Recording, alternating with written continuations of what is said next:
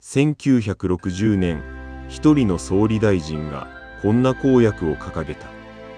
今後10年で国民の所得を2倍にする。当時、この発言を本気にする者はほとんどいなかった。政治家がよく言う大げさな数字合わせだろう。そう笑う声さえあったという。だが結果は全く逆だった。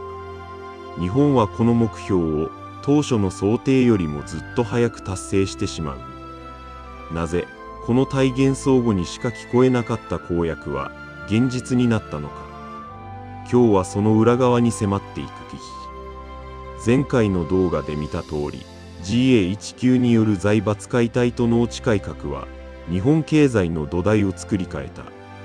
そこに朝鮮と九州という追い風が重なり、日本の産業は息を吹き返していた。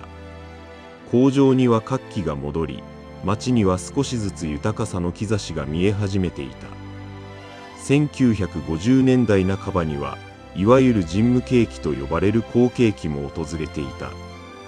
だがこの時点では、まだ世界にの経済大国には程遠い状態だった。多くの国民にとって、豊かさとはまだ実感の乏しい、遠い言葉だった。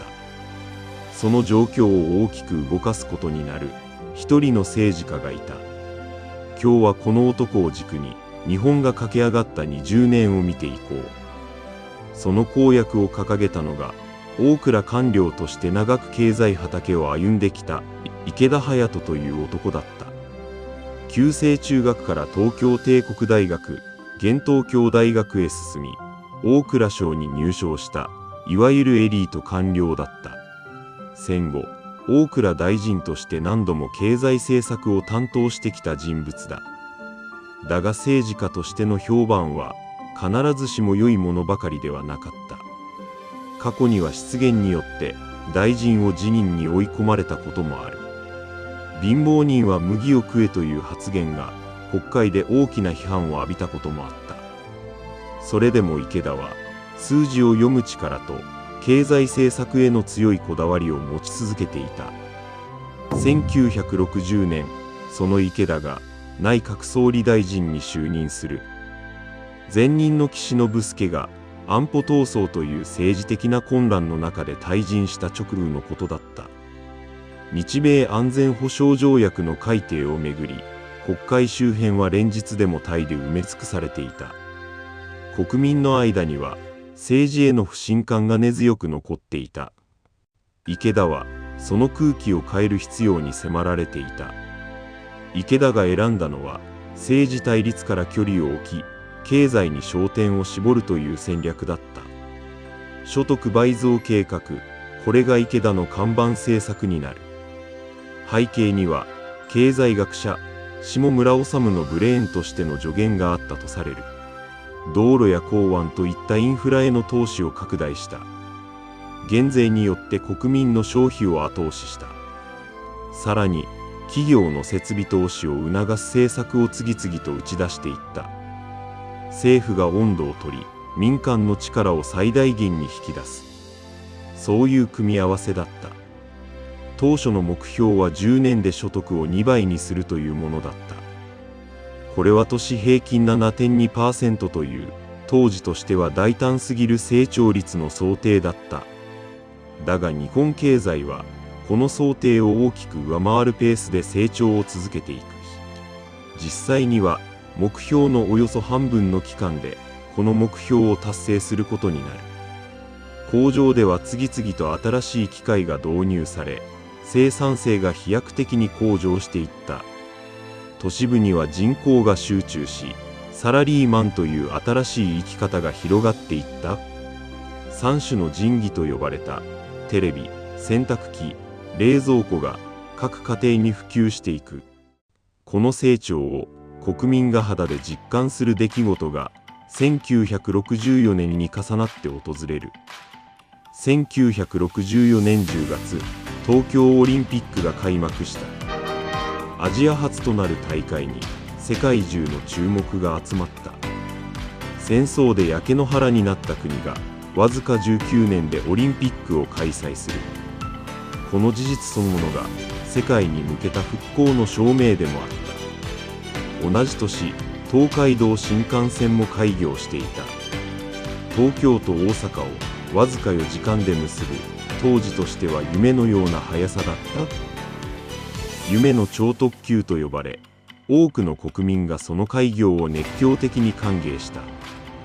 首都高速道路もこの大会に合わせて急ピッチで整備が進められた。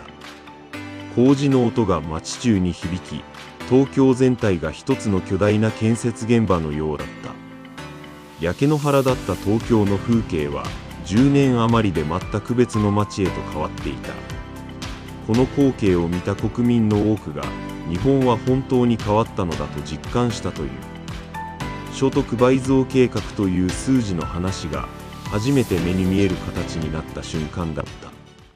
だが、この急成長には大きな代償も伴っていた。工場の煙突から吐き出される煙が空を覆うようになっていった。工場排水によって川や海の環境も汚染されていった。水俣病、新潟水俣病、四日市喘息、痛い病、いわゆる四大公害病と呼ばれる健康被害が各地で深刻化していく。被害を訴える住民の声は当初なかなか国や企業に届かなかった。経済成長を最優先にしてきたことの歪みが人々の暮らしと健康を蝕んでいた。裁判を通じて責任を追及する動きも各地で起こり、長い年月をかけて争われることになる。所得は2倍になったが、失ったものも大きかった。そう振り返る国民も少なくなかったという。次回はバブル崩壊に迫る。世界に今で駆け上がった日本経済が、その後なぜ失われた30年と呼ばれる長い停滞に突入してしまうのか。その理由を解説していく。結論から言おう。所得倍増計画が成功したのは、池田勇人という一人の政治家の手腕だけによるものではなかった。政府による大胆なインフラ投資と減税、そして民間企業の設備と押し意欲。この2つが噛み合ったことで、経済成長は自ら回転を続ける力を持ち始めた。その背景には、下村治という一人のエコノミストの理論があった。日本経済はまだ歴史的な成長期にあるという、当時としては大胆すぎる分析だった。多くの専門家がこれを楽観的すぎると批判したが、結果は下村の分析を上回るものになった。そこに東京オリンピックと新幹線という国民の目に見える成功体験が重なった。日本は成長できるという確信が社会全体に広がっていった。その一方で、郊外という形で吹き出した歪みは、成長を急ぎすぎたことの代償でもあった。光と影、その両方があってこそ、この20年は奇跡と呼ばれることになったのだろう。あなたは、この成長の速さは幸運だったと思うだろうか。それとも、無理を重ねた結果だと思うだろうか。ぜひコメントで教えてほしい。ここまで見てくれてありがとうございます。次はどんな謎が待っているか、お楽しみに。